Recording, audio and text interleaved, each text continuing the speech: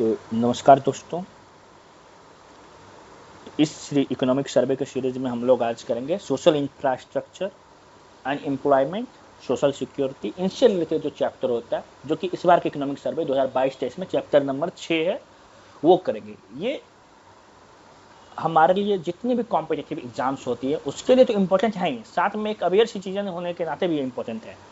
ठीक है, क्योंकि सोशल सिक्योरिटी जो है ये सबको इम्पैक्ट करती है, और क्योंकि ईपीएफओ सोशल सिक्योरिटी से रिलेटेड ऑर्गेनाइजेशन है, मिनिस्ट्री ऑफ लेबर का ऑर्गेनाइजेशन है। इसका काम एक तरीके से सोशल जस्टिस का है, तो इसलिए जो ये चैप्टर बहुत ही इंपॉर्टेंट है। तो इसमें जो मेजर पॉइंट है वो हम लोग करेंगे। ठीक है, हमारा ये एम रहेगा कि हम 15 मिनट में इस वीडियो को खत्म कर दें, 15 से 20 मिनट में जितना हो पाए। ठीक है, तो जैसे चैप्टर का नाम आप लोग ही देख रहे होंगे, social infrastructure and employment, big tent. Tent मतलब क्या हो गया कि टेंट का काम क्या होता है बेसिकली, जब ये बारिश हो, मौसम खराब हो, तो आप उसमें भींगे नहीं।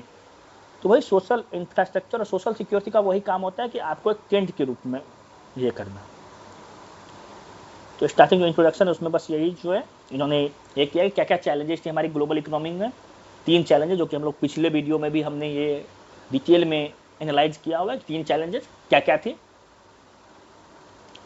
Russia Ukraine war, Covid pandemic, और इंटरेस्ट रेट हाइक, मतलब जो है ब्याज दर का बढ़ाना। किसके द्वारा? अमेरिकन सेंट्रल बैंक, उसका नाम क्या है? फेड।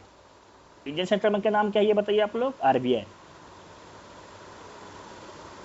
इसके आगे जो क्या है, इसमें देखिए एक जो है मल्टी डायमेंशनल पॉवर्टी इंडेक्स का जिक्र किया हुआ है। ठीक है, जैम ट्रिनिटी, जनधन, आधार और मोबाइल, ये 3 ट्रिनिटी है जो कि ट्रांसफॉर्म कर रहा है वेलफेयर मॉडल को, डेटा एंड सोशल जस्टिस वो मॉडल को। उसके बाद क्या चलाएगा? 1 नेशन 1 राशन कार्ड, मतलब एक देश एक राशन कार्ड। उससे क्या होगा कि आप अगर जगह बदलते हैं, जो इससे सबसे ज़्यादा फायदा किसको होगा? माइग्रेंट लेवल को होगा। जैसे मान लीजिए वो गांव से, उसका गांव में नाम है, गांव में आधार कार्ड है, वोटर आईडी कार्ड है, वहाँ का जो पीडीएस, पब्लिक डिस्ट्रीब्यूशन सिस्टम, जो जन उपभोक्ता के जो लोग हैं, जन वितरण प्रणाली के जो डीलर हैं, उनके पास पहले वो ले सकते हैं। लेकिन अब क्या हुआ, उनके पास 1 नेशन 1 राशन कार्ड है, एक एटीएम कार्ड की तरह है। वो आप कहीं से भी जाइए, बस वहाँ पर रजिस्टर करा लीजिए, जो नज़दीकी दुकान है आप वहाँ से ले लीजिए। ईसर्न portal, national database for unorganised worker. देख रहे हैं, both supply and demand side of labour market the government is going to cater, at least they are focusing. देखिए, हाँ, ये सबसे इंपॉर्टेंट चीज़ है हमारे ईपीएफओ एग्जाम के लिए, क्योंकि देखिए इंट्रोडक्शन में ईपीएफओ का जिक्र किया गया है। ठीक है, क्वार्टरली एम्प्लॉयमेंट सर्वे होता है, वो कौन रिलीज करता है? Labour bureau, ministry of labour. और लेबर ब्यूरो क्या क्या रिलीज करता है ये आप लोग एक बार रिवाइज कर लीजिए। Reflecting rising formalisation of employment, net addition in EPF has moved swiftly rebounded from कोविड-19। ईपीएफओ का जो वो है रजिस्ट्रेशन वो बढ़ा है। इसका मतलब क्या है? फॉर्मलाइज हुआ है। फॉर्मलाइज का मतलब क्या है कि जिस लोगों को सोशल सिक्योरिटी नहीं थी, उसको अगर ईपीएफओ में रजिस्टर हो रहे हैं, उनका ईपीएफओ अकाउंट बन जा रहा है, तो उनको अब सोशल सिक्योरिटी मिलेगी। एक चीज आप लोगों को कंफ्यूज नहीं करना है, ठीक है, कि अगर ईपीएफओ में रजिस्ट्रेशन हो रहा है तो इसका मतलब ये जरूरी नहीं है कि एक नया ही जॉब क्रिएट हुआ होगा। हो सकता है जो पहले लोग होंगे जो कि काम कर रहे हैं लेकिन उनका रजिस्ट्रेशन है तो वो भी रजिस्टर करे। इसलिए गवर्नमेंट यहाँ पे टर्म क्या यूज करी, देखिए, राइजिंग फॉर्मलाइजेशन, ये यूज नहीं कर रही है कि विद राइजिंग जॉब क्रिएशन। बहुत जगह आप लोग देखिएगा कि पार्टी के प्रवक्ता या फिर मीडिया पर्सन्स, कुछ लोग लूजली इसको टर्म यूज कर लेते हैं कि since EPFO is rising, EPFO registration is rising, it means job is rising. No, it's not the case. अगर ये क्वेश्चन आ जाएगा तो ये आपको इसको रॉन्ग मार्क करना पड़ेगा। एनुअल सर्वे ऑफ इंडस्ट्रीज कौन करवाती है? मिनिस्ट्री ऑफ इंडस्ट्रीज करवाती है। ठीक है, वो क्या है? एनुअल सर्वे है किसका? ऑर्गेनाइज सेक्टर या अनऑर्गेनाइज सेक्टर का? ऑर्गेनाइज सेक्टर का। ठीक है, उसके बाद MNREGA, Mahatma Gandhi rural employment guarantee scheme का जिक्र किया गया इसमें, जिन्होंने कि कोविड में क्या किया, एक बैकबोन की तरह रूरल इकोनॉमी में काम आया। मनरेगा एक्ट में क्या है? मनरेगा मैन किसको कहा जाता है? डॉक्टर रघुवंश प्रसाद को कहा जाता है, जिनका कि पिछले कोविड में ही उनका देहांत हो गया। 100 दिन का आपको रोजगार मिलेगा, आपको 5 किलोमीटर के रेडियस में रोजगार मिलेगा। ये एक एक्ट है, मतलब ये राइट टू वर्क डीपीएसपी में है। किस आर्टिकल में है डीपीएसपी के? 41, 42 या 43? ये आप लोग बताइए। चलिए हम लोग बताते हैं कि 42 जो है वो मैटरनिटी बेनिफिट से रिलेटेड है। अब 41 और 43 में से आपको डिसाइड करना है किस में है ये, ठीक है। और मनरेगा का एक और जो बहुत ही महत्वपूर्ण और इंटरेस्टिंग चीज है वो क्या है? अगर मान लीजिए आप ग्राम पंचायत से रोजगार मांगे और ग्राम पंचायत आपको रोजगार देने में 15 दिन में सक्षम नहीं हुआ, तो आपको जो है भत्ता देना पड़ेगा। ऐसा करने का आपको लग रहा होगा क्या, ऐसा अगर सरकार कर दी इससे पैसा खर्च हो रहा है, फिजिकल सस्टेनेबिलिटी नहीं है, लेकिन ऐसा नहीं है। इसलिए किया गया ताकि जवाबदेह हो पाए ग्राम पंचायत और जो लोकल लेवल की सरकारें हैं। जो 3 लेवल चलता है ना, ये आप लोगों को पता ही होगा। उसके बाद क्या है, rising rural labour force participation rate भी बढ़ा है पीएलएफएस के थ्रू। उसके बाद जो आपका अनएम्प्लॉयमेंट रेट भी घटा है। पीएलएफएस एक्चुअली डेटा ये बता रहा है, सरकारी डेटा, पीएलएफएस से पिछले साल से घटा है, ठीक है। सेल्फ हेल्प ग्रुप भी बढ़ा है। सेल्फ हेल्प ग्रुप कोऑपरेटिव, बताइएगा आर्टिकल किस आर्टिकल में है? फॉर्मेशन ऑफ कोऑपरेटिव जो हमारा ये फंडामेंटल राइट है, एक कॉन्स्टिट्यूशनल अमेंडमेंट के थ्रू लाया गया था। कौन सा कॉन्स्टिट्यूशनल अमेंडमेंट है? ये ईपीएफओ में प्रीवियस ईयर क्वेश्चन है, ये आप लोग पता कीजिएगा कौन सा कॉन्स्टिट्यूशनल अमेंडमेंट था, ठीक है। उसके बाद जो हम लोग है ई संजीवनी। क्या है ई संजीवनी? जिसका नाम है संजीवनी बूटी। कुछ आप लोग रामायण महाभारत से लिंक कर पा रहे हैं इसको? ई संजीवनी क्या है? मतलब आप कहीं भी रहिए, आप अपने मोबाइल में एक ऐप डाउनलोड कीजिए ई संजीवनी। उसमें डॉक्टर को आप वीडियो कॉल से बात कर सकते हैं। आप वीडियो कॉल कीजिएगा, वो आपको दवाई लिखेगा, दवाई आपको व्हाट्सएप पे भेज देगा, दवाई का लिस्ट, आप जाके कहीं से भी ले लीजिए, ठीक है। उसके बाद क्या है, ये बताया हुआ है कि कैसे रूरल सेक्टर में कौन कौन सा हेल्थ केयर है, sub centre, primary health care, community health care, उसके बाद डिस्ट्रिक्ट हॉस्पिटल, ये सारी चीज़ें हैं। नेशनल फैमिली हेल्थ सर्वे कौन करवाती है? Ministry of family and health welfare. यहाँ पर national institute of family and health welfare, Delhi का एक जगह है, साउथ दिल्ली का बहुत ही पॉश इलाका है। साउथ दिल्ली पॉश इलाका में वहाँ पे मुनरिका है।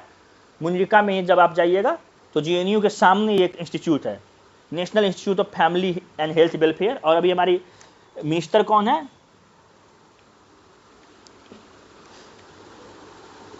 इसका ये भी आप लोग याद रखिएगा।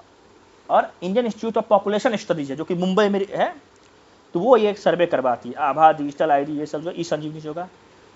लैंड रिकॉर्ड कैसे हम लोग इसको ये कर रहे हैं, कल ही जो हमारे पीएम के इकोनॉमिक एडवाइजर हैं विवेक डोपराय और आदित्य राय का एक ये था, एक आर्टिकल था स्वाबमित जो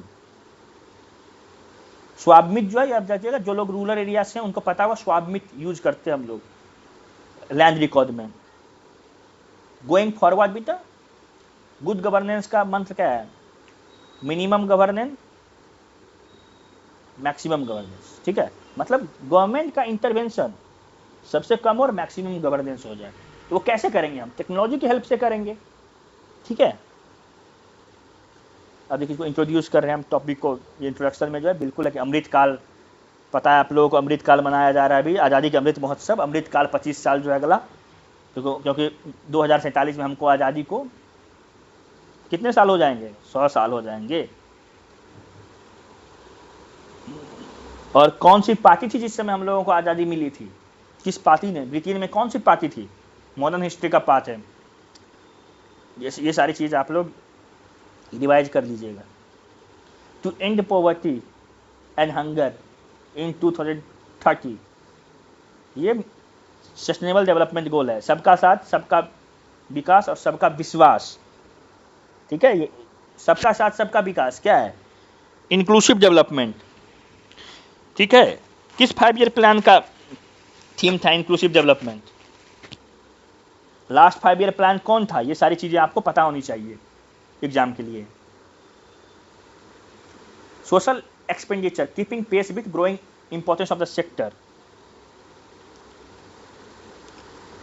देख रहे हैं, ये बता रहा है कि कैसे 2017 से लेके सोशल एक्सपेंडिचर हमारा बढ़ा है सोशल सर्विसेज पे। देख रहे हैं यहाँ पे कम हुआ, कोविड के समय में कम हुआ क्योंकि सब कुछ कम हुआ, तो इसलिए इसका धीरे धीरे फिर से जो हम देखिए प्री कोविड के आसपास है, लेकिन हाँ बाउंस बैक कर गया। इसीलिए आप देखिएगा इकोनॉमिक सर्वे का जो पहला चैप्टर है कि रिकवरी कंप्लीट नाम से, मतलब हम प्री पैंडेमिक लेवल पे आ गए हैं। 15th फाइनेंस कमीशन की रिपोर्ट ने क्या बोला, पब्लिक हेल्थ एक्सपेंडिचर जो है 2.5% ऑफ जीडीपी होना चाहिए, ठीक है, जो कि अभी कितना है 2.1% के आसपास है। 15th फाइनेंस कमीशन को हेड कौन किए थे, कितनी मेंबर्स होती है फाइनेंस कमीशन? स्टैट्यूटरी बॉडी है, कॉन्स्टिट्यूशनल बॉडी है, एग्जीक्यूटिव बॉडी है, क्या है? ये सारा चीज आप लोगों को पता होना चाहिए। ह्यूमन डेवलपमेंट इंडेक्स, यूएनडीपी का multi dimensional poverty index, India में state multi dimensional poverty index कौन करता है पब्लिश? नीति आयोग।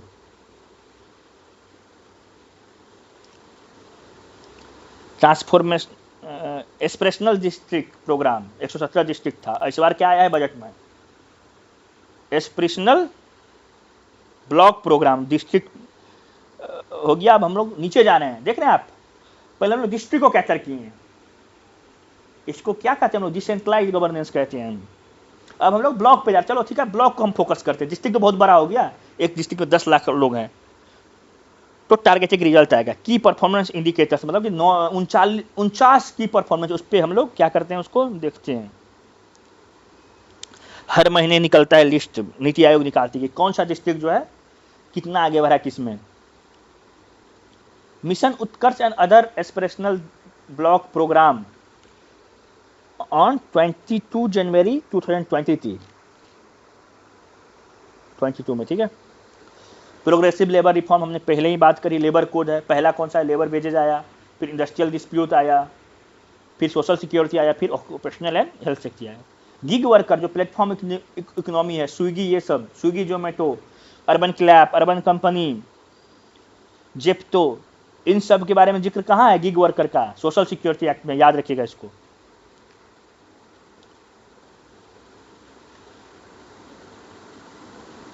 ई श्रम पोर्टल पहले ही बात कर चुके हैं, ministry of labour and employment का है। नेशनल डेटाबेस है, इससे पहले क्या है हमारे पास कोई नेशनल डेटाबेस नहीं था। NCS portal, national career services portal, और असीम पोर्टल को हमने क्या करा है, लिंक कर दिया सरकार ने, ताकि क्या हो, आसानी हो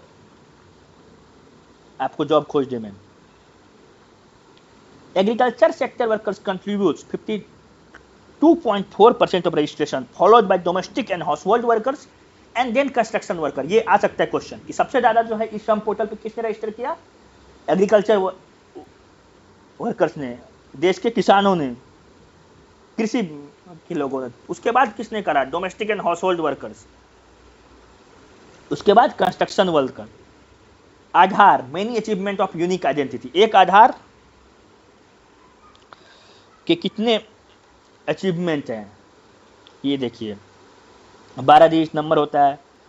2010 में पहला बार आधार लॉन्च किया गया था, आपको पता होना चाहिए। आधार प्रोजेक्ट यूआईडीआई के हेड थे नंदन नीलकर्णी, जो कि इन्फोसिस में थे। अभी भी डिजिटल इंडिया को समझिए एक तरीके से वो ये कर रहे हैं, ठीक है। तो अभी लेटरल एंट्री का स्कीम है, लेटरल एंट्री का स्कीम आज से नहीं, आज़ादी के समय से ही चल रहा है। लेटरल एंट्री क्या है, मतलब जो एक्सपर्ट है जिस फील्ड में है। अब सब तो सिविल सर्विसेज नहीं देंगे ना, कुछ लोग हैं जो इस फील्ड में। नंदन नीलकर्णी जो है सॉफ्टवेयर इंजीनियर थे, उनको लाया गया, सरकार ने उनको लाया।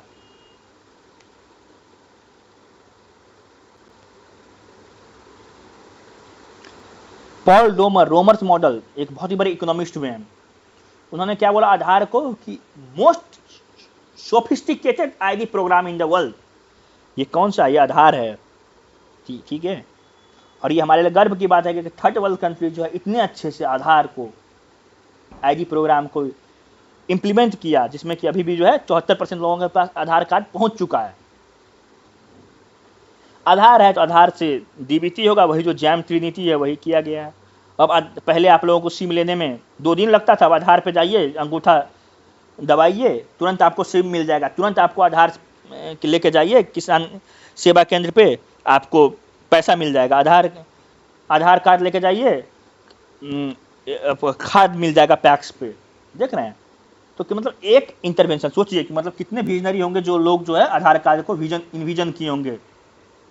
आज नहीं, 2008-9 में, जिस समय की ये यूनिनोर, टेलीनोर और एयरसेल का जमाना था, उस समय में one nation one ration card, प्रधानमंत्री गरीब कल्याण योजना, जो कि वर्ल्ड लार्जेस्ट फूड प्रोग्राम है। ये आता कहाँ से? हमारे पास एक कानून है, उसका नाम क्या है? National food security act 2013। PM किसान सम्मान निधि 6,000 रुपया 3 किस्त में, सारे किसानों को, कोई रिस्ट्रिक्शन नहीं है। पहले रिस्ट्रिक्शन था, छोटे किसान बड़े किसान मिलेगा, अब सब किसान को डायरेक्ट बेनिफिट ट्रांसफर 3 बार, साल में 3 बार मोदी जी आते हैं, एक साथ जो है ऑटोमेटिक रिमोट दबाते हैं और 2-2 हज़ार रुपया जो है जितने भी बेनिफिशियरी हैं सबके अकाउंट में चला जाता है। तो यही देखिए, यही होता है टेक्नोलॉजी बढ़ने से क्या इंपॉर्टेंस होता है। कोविन आपको पता ही होगा, जहाँ पे हम लोग जो कोविड मैनेजमेंट था, कोविन ऐप था। फिर जो आप लोगों ने कोविड सर्टिफिकेट जब आप लोगों ने इंजेक्शन लगाया तो उस पर आया होगा। फेस ऑथेंटिफिकेशन डिजी यात्रा इसके लिए आया है, जो कि एयरपोर्ट पे जो है, एयरपोर्ट पे आप एक बार आइडेंटिफाई कर लीजिए अपने आप को, आपका फेस देखते हैं जो है फेस रिकॉग्नाइज किया जा सकता है। इसका एथिकल डिलेमास, ये कितना मोरल है, कितना इमोरल है, इससे क्या क्या हो सकता है, ये सब आपका GS4 एथिक्स यूपीएससी का सिलेबस है। ठीक है। आधार इकोसिस्टम, देख रहे हैं शब्दों का चयन यहाँ पे देखिए, क्यों ऐसा यूज किया गया है। तो आधार एक इकोसिस्टम क्रिएट करे। इकोसिस्टम क्या होता था? आप लोग इकोलॉजी को याद, जहाँ पे बहुत सारे living organism, non living organism interaction था, वही आधार है। एक कॉमन लिंक होता था, एक फूड चेन, फूड वेब। तो ये आधार एक तरीके से समझिए कि कनेक्टिंग थ्रेड का काम करता है। एम्प्लॉयमेंट ट्रेंड जो है हमारे, periodic labour force survey, annual periodic labour force survey. इससे पहले, इसके पहले क्या होता था? PLFS से पहले 2017-18 में शुरू हुआ। इससे पहले क्या होता था? EUS, एम्प्लॉयमेंट एंड अनएम्प्लॉयमेंट सर्वे होता था। ठीक है। ये सारी चीज आप लोगों को पता होना चाहिए। उसके बाद जो है female labour force participation rate measurement कैसे होता है। ठीक है। इस पर भी अलग डिबेट है कि किसको आप वर्क में लेना चाहिए या नहीं लेना चाहिए। अनपेड केयर वर्क, जो हमारी मम्मी लोग काम करती हैं, या फिर हम जिनको बिना पैसे काम करती हैं, हमारे घर में जो काम करती है, मैक्सिमम लोग जो महिलाएं काम करती है, जो घर में सिर्फ खाना बनाती है हमारे लिए, आपके लिए, खुद के लिए, क्या वो इकोनॉमिक एक्टिविटी है या नहीं? क्योंकि GDP तो कहता है कि जो इकोनॉमिक एक्टिविटी है, जिसको कि ट्रेड करने के लिए, मतलब जिसका इकोनॉमिक एक्सचेंज हो पाए, वो GDP में होगा। तो इस पर भी अभी काफ़ी डिबेट है कि क्या करना चाहिए, नहीं करना चाहिए।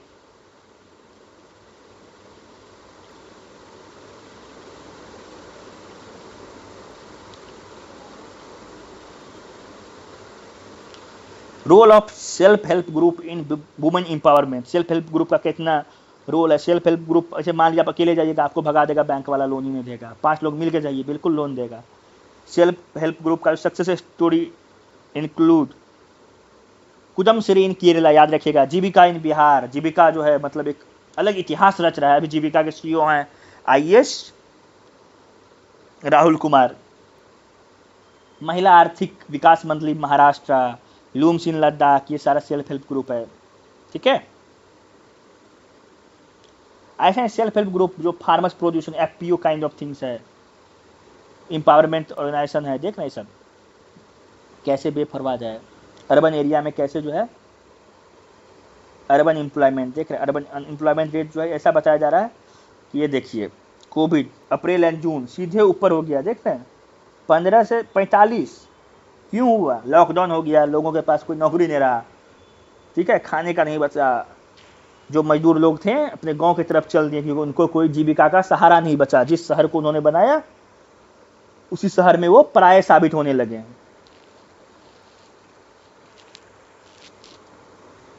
क्वार्टरली एम्प्लॉयमेंट डिमांड साइड बताता है। ठीक है। ये देखिए टोटल एम्प्लॉयमेंट जो क्वार्टरली एम्प्लॉयमेंट सबसे ज़्यादा किसी में, मैन्युफैक्चरिंग में है। फिर 22वां नंबर पे कौन है? देखिए एजुकेशन में, मतलब पढ़ाई लिखाई सब में। ये देखिए यहाँ पर अच्छे दिया हुआ है, देख रहे हैं कितने वर्कर मैन्युफैक्चरिंग में सबसे ज़्यादा, कितना है मिलियन, देख रहे हैं। उसके बाद कौन सा दूसरा सबसे हाईएस्ट कौन सा? 69। पर ये कितना 69 लाख, हाँ लाख में ये फिगर एजुकेशन में है। फिर 38 किस में है, IT BPO business professional call centre ये सब, ठीक है। सेक्टर वाइज कौन सा सेक्टर कितना परसेंट,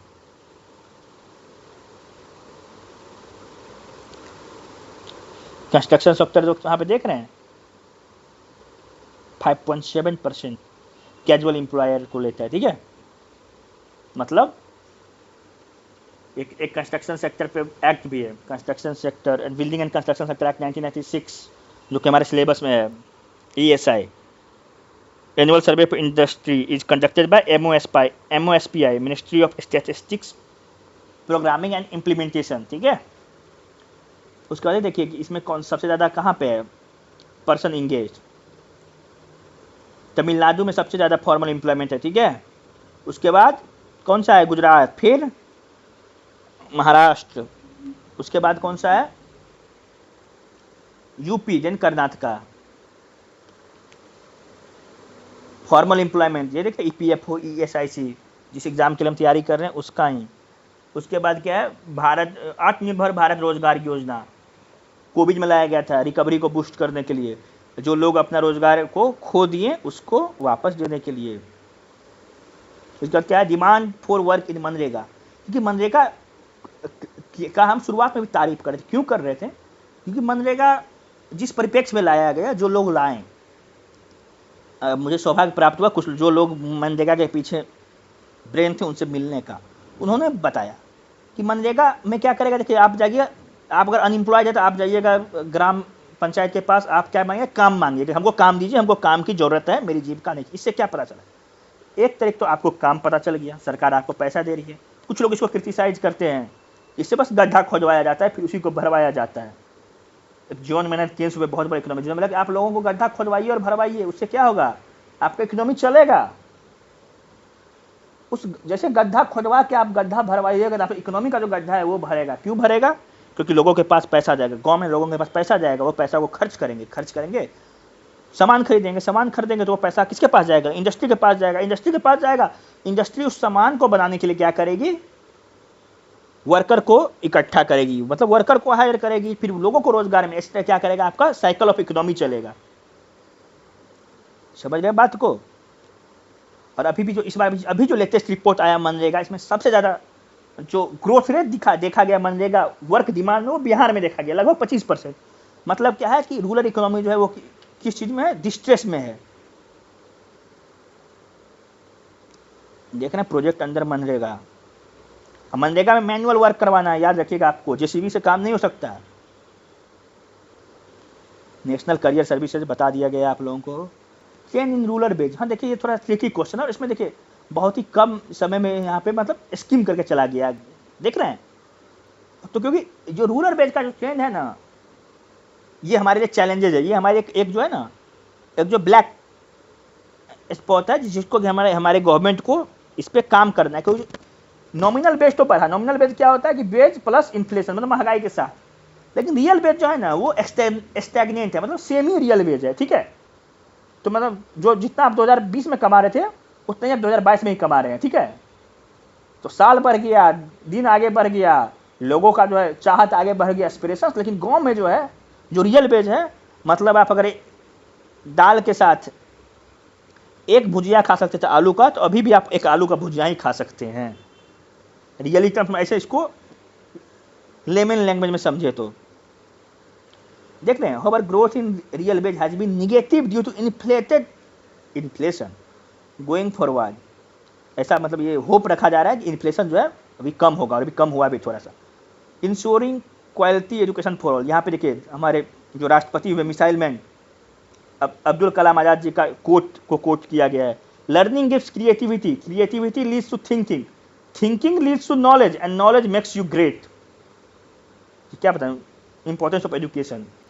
जैसे कि आपको पहला ही चैप्टर में बोला गया कि जो मीडियम टर्म चैलेंजेज हमारे लिए, क्योंकि लॉस ऑफ एजुकेशन हुआ है, और UN का गोल नंबर 4 है एजुकेशन, ठीक है। तो समग्र शिक्षा 2018 में आया, उससे पहले सर्व शिक्षा चलता था, उसका नाम चेंज करके समग्र शिक्षा हो गया। और एजुकेशन से रिलेटेड कौन सा स्कीम है बताइए, मिड डे मील स्कीम, उसको किस स्कीम के साथ मर्ज किया गया है? पोषण 2.0, देखिए यहाँ पे लिखा हुआ है, हाँ, ताकि क्या हो, स्कूल ड्रॉप आउट नहीं हो।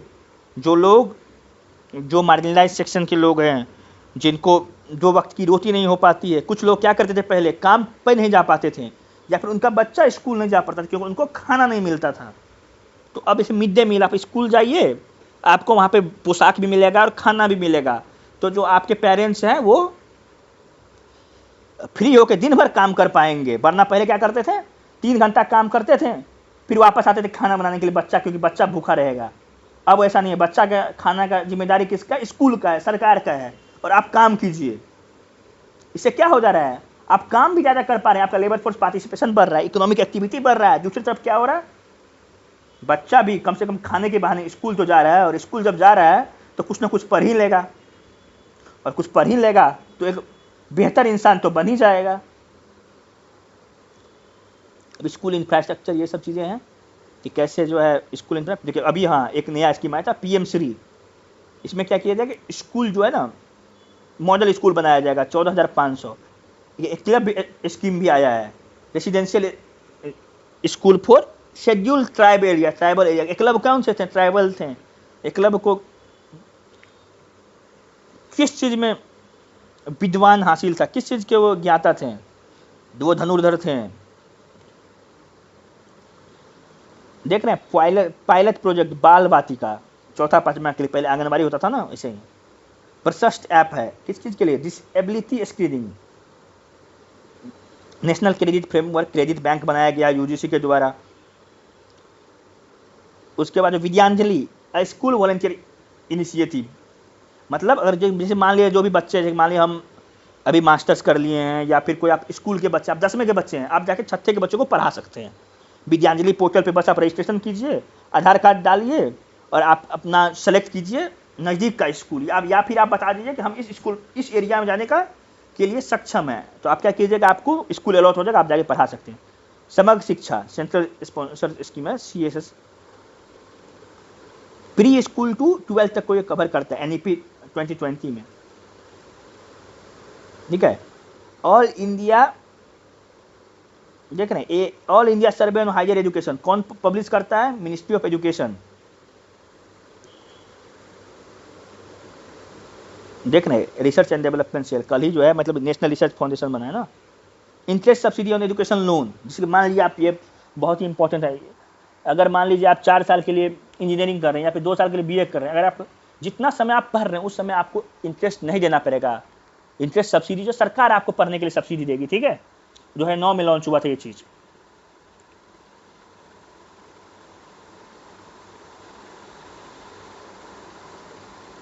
इसके बाद और स्किल इंडिया मूवमेंट, सबको पता है, PM विश्वकर्मा मिशन इस बार बजट में है, ये भी आप लोग देख लीजिएगा।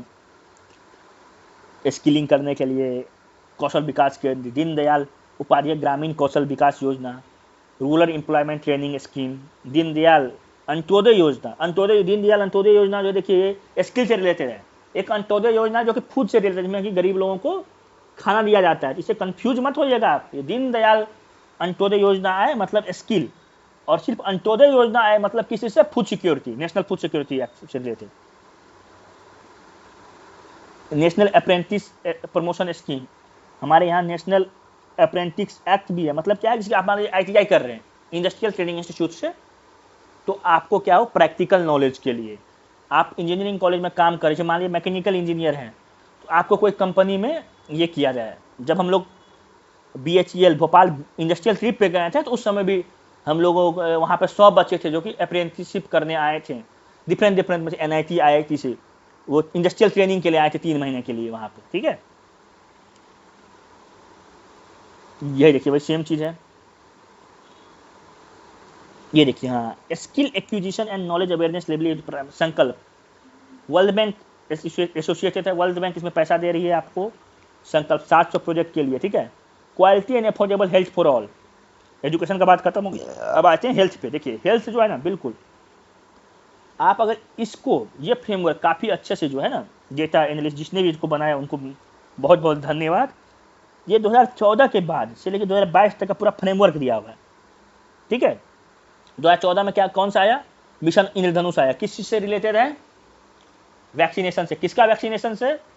बच्चों के वैक्सीनेशन से। राष्ट्रीय किशोर स्वास्थ्य कार्यक्रम बच्चों के हेल्थ के लिए, वो सिर्फ वैक्सीनेशन है, पूरा हेल्थ के लिए।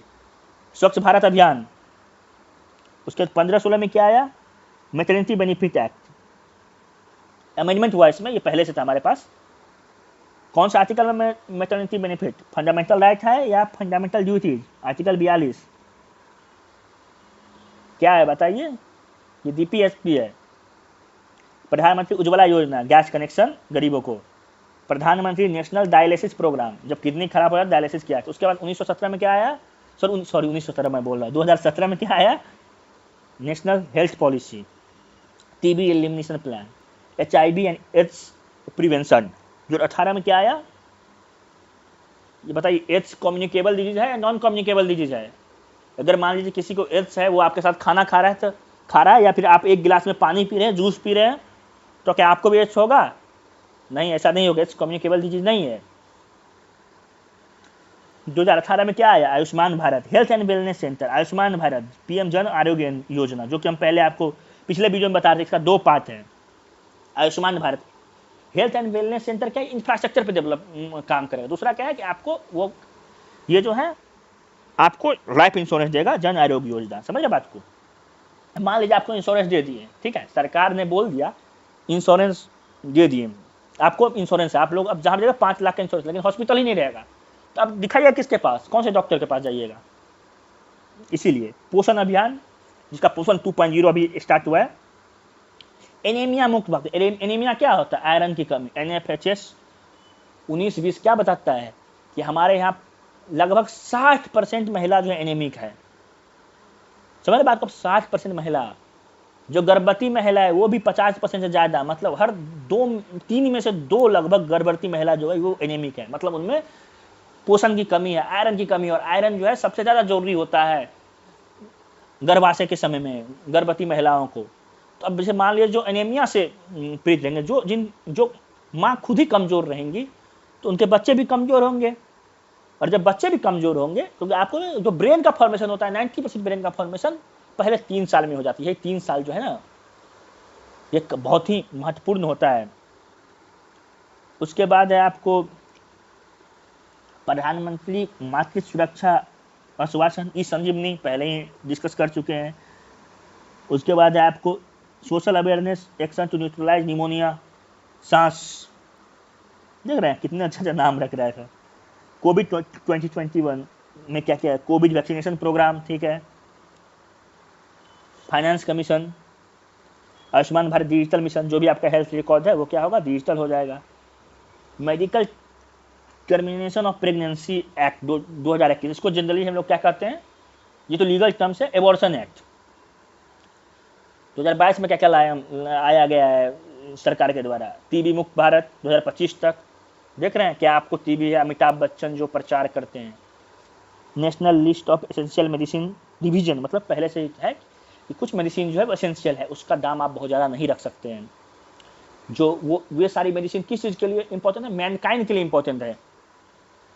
National telemedicine and health programme, ये जो है इसमें साइकोलॉजिस्ट होते हैं, टेली मानस।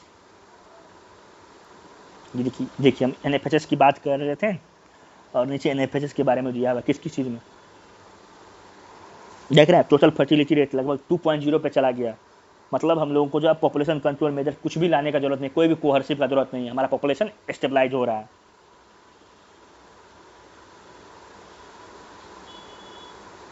देख रहे हैं, ये देखिए, ये 3 जो मैं आपको बोलते हैं रेड फ्लैग किया है। जो 5 साल के बच्चे हैं, जो ओवरवेट हैं, जो ओबेस हैं, देख रहे हैं।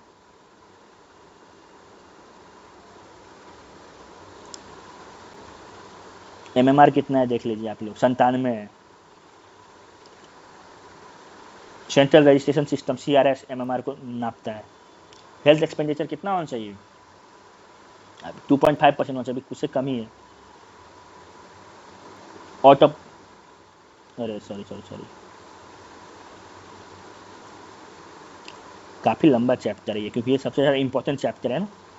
ये देख रहे हैं, ये भी आप लोगों के लिए इंपॉर्टेंट है, बस एक बार अगर समय मिले तो देख सकते हैं। Rural health strengthening infrastructure and resource, ये तीनों जो कि हम आपको शुरुआत में बताएं, सब सेंटर कितने हैं, कितने बर हैं, कितने डॉक्टर हैं, देख रहे हैं। मतलब सब सेंटर में इंफ्रास्ट्रक्चर में जो है ये सब देखिए इन थाउजेंड इस चीज़ का मतलब इंफ्रास्ट्रक्चर में बहुत ज़्यादा प्रोग्रेस नहीं हुआ है। यूनिवर्सल इम्यूनाइजेशन प्रोग्राम कितने वैक्सीन है? 12 वैक्सीन है। कौन कौन से हैं ये देख लीजिए। मिशन इंद्र, ई संजीवनी, जन आरोग्य योजना क्या चीज़ था? जो आपको 5 लाख का इंश्योरेंस मिलता है, ठीक है, पर family for secondary and tertiary care. 5 lakh क्या है? पर फैमिली है, पर पर्सन नहीं है। किस बेसिस पे है? Socio economic caste census 2011। Ayushman Bharat wellness centre पहला कहाँ पे था? Bijapur district of Chhattisgarh. Ayushman Bharat digital mission, या ठीक है, डीवॉर्मिंग डे, एल्बेंडाजोल टैबलेट, कीड़ा की दवाई बचपन में हम लोग सब लोग खाते थे, ठीक है, क्योंकि हमारे पेट में एक बैक्टीरिया होता है, उसका क्या नाम है? ई कोली, ठीक है। Covid vaccination programme world's largest vaccination programme था। वैक्सीन मैट्री भी हम लोगों ने अपनाया।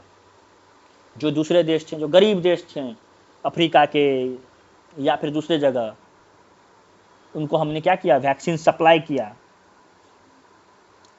इसीलिए हम लोग किस फिलॉसफी पे बिलीव करते हैं? वसुंधैव कुटुंबकम, होल अर्थ इज फैमिली। यही क्या है इस बार का G20 जो समिट है उसका थीम है। क्योंकि इंडिया क्या है? इंडिया जो है वॉइस है ग्लोबल साउथ का, जो थर्ड वर्ल्ड कंट्री जिसको ये लोग कहते हैं। वैसे मैं इस वर्ल्ड से बहुत ज़्यादा ताल्लुकात नहीं रखता हूँ, लेकिन वो लोग जो वेस्टर्न वर्ल्ड का थर्ड वर्ल्ड कंट्री, ठीक है, हम लोग थर्ड वर्ल्ड के ही क्या है? लीडर है। हम लोग अपनी हक की लड़ाई लड़ेंगे, क्योंकि हम लोग जो हैं 200 साल तक डायरेक्टली गुलाम थे। कोविन सक्सेसफुल स्टोरी देखिए।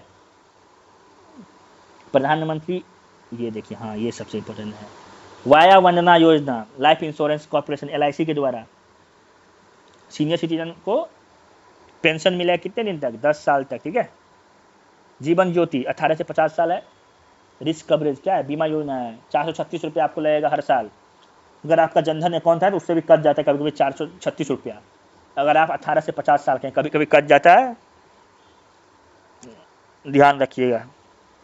प्रधानमंत्री सुरक्षा बीमा योजना 18 से 70 साल तक 2 साल परमानेंट डेथ के रूप में, 1 साल डिसेबिलिटी। 20 रुपये पर साल सालाना आपको प्रीमियम लगेगा इसका। प्रधानमंत्री श्रमधन योगी pension scheme for unorganise sector, जो कि 3000 कम से कम मिलेगा आपको 7 साल के बाद। मैक्सिमम कितना कमाना चाहिए आपको? 15,000 या उससे कम। 15,000 से ज़्यादा कमाइएगा तो क्या होगा? क्यों 15,000 से ज़्यादा नहीं है? क्योंकि अगर आप 15,000 से ज़्यादा कमाइएगा तो आप EPFO में रजिस्ट्रेशन के लिए एलिजिबल हो जाइएगा। इसीलिए जो था EPFO में रजिस्ट्रेशन बढ़ रहा है। तो हो सकता है कुछ लोगों का जो इनकम जो पहले 15,000 से कम कमा रहे थे, वो अब 15,000 से ज़्यादा कमा रहे हैं। आत्मनिर्भर PM Svanidhi scheme street vendor के लिए 10,000 आप लोगों को क्या मिलेगा? लोन मिलेगा। अगर आप 10,000 चुका दिए तो आपको फिर अगला 20,000 भी मिलेगा। और 2014 का जो स्ट्रीट वेंडर एक्ट था, जिन जिन लोगों ने उनको रेक्टिफाई करा, लोगों मतलब स्टेट ने, वहीं पे होगा। प्रधानमंत्री मुद्रा योजना क्या है? इसमें 3 कैटेगरी के लोन होते हैं आपको अपना बिजनेस करने के लिए।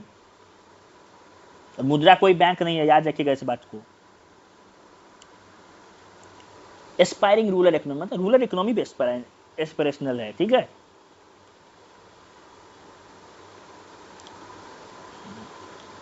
देखिए अब ये जो है मल्टीफेस्ट कैसे इकोसिस्टम क्वालिटी ऑफ लाइफ कैसे इंप्रूव करने की कोशिश कर रही है, टारगेट कर रही है भारत सरकार। और भारत सरकार हम बार बार यूज कर रहे हैं यहाँ पर क्योंकि मिनिस्ट्री ऑफ लेबर है, ठीक है। ये एक ऑटोमेटिक टर्म हो गया। भारत सरकार मतलब सिर्फ भारत सरकार नहीं, राज्य सरकारें भी जितनी हैं वो भी इसमें इन्वॉल्व है, क्योंकि दोनों के एक साइनर्जी से बनता है, दोनों का एक मेल से देखिएगा बनता है, ठीक है। अफोर्डेबल हेल्थ केयर के लिए क्या किया गया? PM जन आरोग्य। देखिए ये आपका रिवीजन है। All weather road connectivity PM Gram Sadak Yojana. School के लिए क्या है? PM श्री और सारा चीज़ें। सोशल सिक्योरिटी के लिए योगी श्रमधन योगी, EPFO। लेवलीहुड सिक्योरिटी के लिए, एम्प्लॉयमेंट सिक्योरिटी के लिए मनरेगा। अभी जो है अर्बन मनरेगा की भी बात चल रही है, ठीक है। क्लीन एंड कुकिंग फ्यूल के लिए क्या चीज़? LPG connection. स्किल डेवलपमेंट के लिए क्या, दीनदयाल उपाध्याय ग्रामीण कौशल विकास योजना, अंत्योदय योजना, जल नल स्कीम, जल जीवन मिशन। ये जल नल स्कीम जो है एक्चुअली इसको सबसे पहले जो है ना जल जीवन योजना, ये जल नल स्कीम बिहार सरकार लाया, फिर बिहार सरकार का ही जो ये चीज़ है इसको रेप्लिकेट किया, क्योंकि उन्होंने इतने अच्छे से इसको इम्प्लीमेंट किया वहाँ पर कि भारत सरकार को लगा कि नहीं ये हम लोग को पूरा देश में रिप्लिकेट करना चाहिए। ठीक है, तो ये देखिए एक एग्जाम्पल होता है कॉम्पिटेटिव फैक्टर में, जो केंद्र सरकार में किसी ने पॉलिसी लाई वो अच्छा लगा तो उसको देश भर में ला रहे हैं। ठीक है, सौभाग्य स्कीम इलेक्ट्रिसिटी के लिए, उजाला स्कीम इलेक्ट्रिसिटी के लिए, प्रधानमंत्री ग्रामीण आवास योजना, हाँ प्रधानमंत्री आवास योजना ग्रामीण, कितना लाख रुपए मिलता है इसमें, 1.2 लाख। ठीक है, और ट्राइबल एरिया अगर हिली एरिया उसमें कहा 1.3 लाख। ये सब आपके काम की चीज नहीं है फिलहाल, बस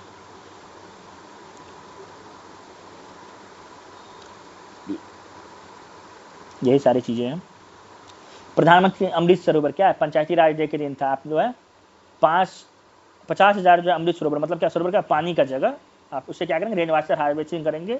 जलदूत ऐप लाया गया, रोजगार सेवक क्या करेंगे, सहायक पानी देखेंगे कितना मानसून में कितना पानी है, पानी की समस्या नहीं होगी। पानी देखिए सबसे इंपॉर्टेंट चीज़ है। एलपीजी कनेक्शन हो गया, उज्ज्वला योजना हो गया, ग्राम सड़क योजना बताए दिया, सौभाग्य, प्रधानमंत्री सहज बिजली हर घर योजना, दीनदयाल ग्राम ज्योति जीवन योजना। ठीक है, प्रधानमंत्री कुसुम योजना किससे रिलेटेड है, सोलर पंप देने से किसान को डायरेक्ट बेनिफिट ट्रांसफर कैसे हो रहा है, जैम की नीति देख रहे हैं, इंक्लूसिव ग्रोथ कैसे हो रहा है, ग्राम स्वराज, स्वामित्व स्कीम्स का फुल फॉर्म क्या है, survey of village and mapping with improvise technology in village area, central sector scheme है, याद रखिएगा। कंक्लूजन एंड वे फॉरवर्ड है, देखिए कंक्लूजन में क्या क्या है, क्या लिखा है, देख लेते थोड़ा सा। The government must nurture an ecosystem,